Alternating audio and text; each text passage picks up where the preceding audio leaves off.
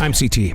When I'm not hosting podcasts, I live in the real world. I mean, everybody has to work, right? My job is CS, customer service. You know, solutions, relationships, generating motivation to keep my team pumped up and connected to every single guest who stops in to pick up one thing or an entire basket full of stuff. This is C.T.C.S, episode number 29, The Importance of the Transition Walk. Here we go. Transition walk. Needed more than anything on this planet right now, because I'm in no mood to transition from the comforts of a recording studio to go be in front of people. I don't live a happily ever after life, and but doing this put me in front of people during the pandemic, and I happen to like it, which is the reason why I continue to stay in customer service. And then you have days like today where it's a struggle. It's a big struggle. And I'm really depending on this transition walk to clear my head and heart. Very slow day today. From what I understand, it's been slow all week. It makes you, and our team is asking why. Why all of a sudden is it suddenly slow? And, because I'm always in touch with the news and stuff like that, you've got a war over in Ukraine. You've got inflation, and more importantly, you've got a high price of gas over $4. I don't think people are running to the grocery store as often as they did. Nothing like walking into the store to this.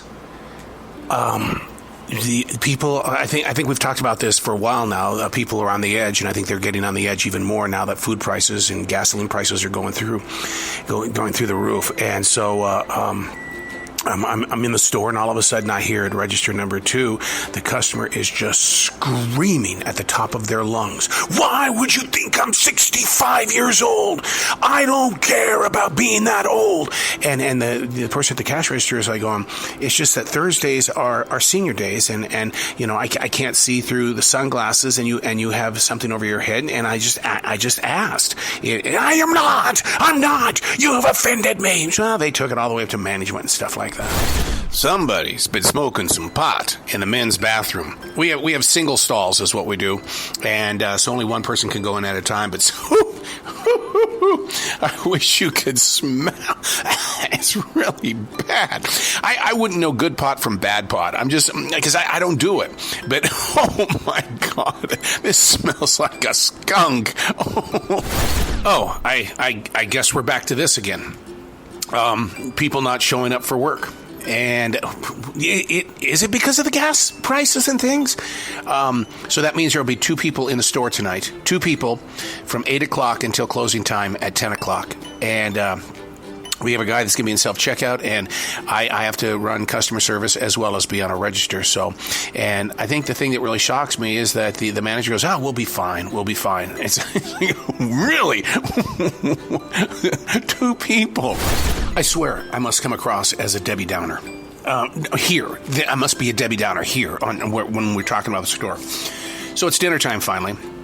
And tonight I thought, okay, I'm going to have ramen because I need that stuff for because I'm talking all the time. And so I usually get a can of chicken, the one where it has kind of like the pop top on it.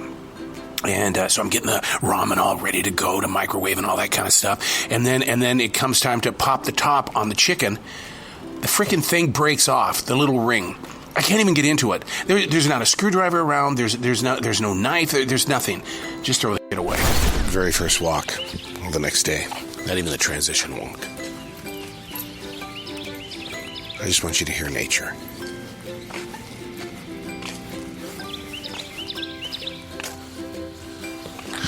Being on the front line at a grocery store, last night it ended pretty brutal. Is what it did. Is we had a guest that came in and basically just ordered us around. I need this. I need that. Go get this for me. I said I needed this. No, that's not what I wanted for. And it's like, wow, we're not in the service business. A grocery store is self-service, but this person stood at the front of the store and ordered everybody around, and it was like, you don't want to say no, but it went on for about maybe 50 minutes. Even the manager just came up. They did nothing. They just kind of rolled their eyes, but I'd never been treated like that before by a guest. one of the things that I do is I tend to watch a lot of people in the way of how can you catch the next theft?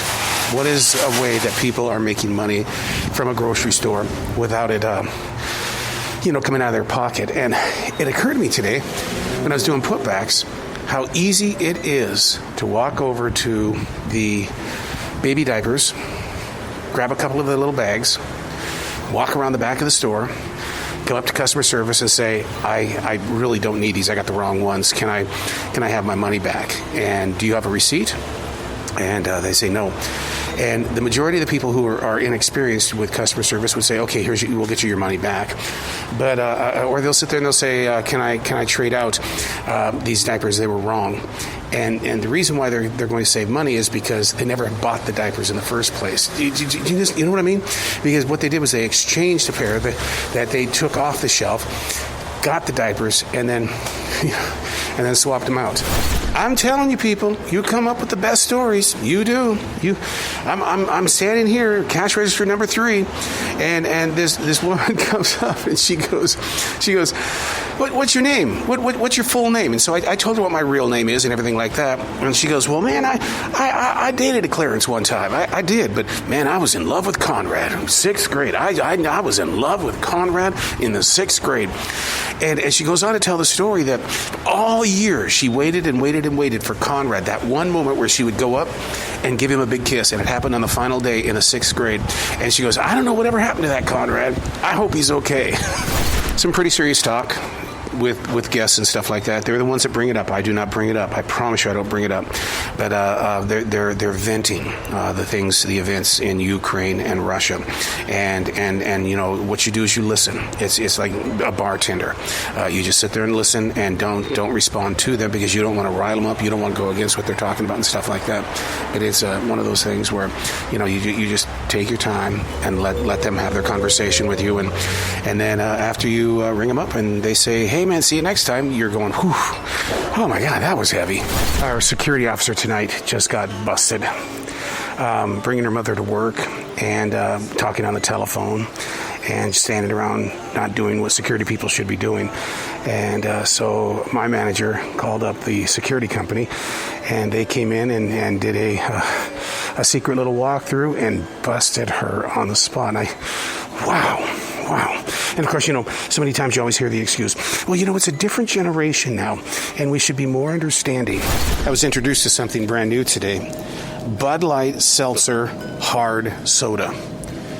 Cola flavor, lemon lime, orange. It's soda, but it's a hard seltzer. I got to be popping the top on this monkey. Wow, is that going to be the new Superflow? Will people become addicted to this like they did with power drinks? I got to do it. Day number 3 for the transition walk to transfer the mindsets, the mood swings, things like that, to go be in front of people. There won't be a 4th day this time around. The wedding show is tomorrow.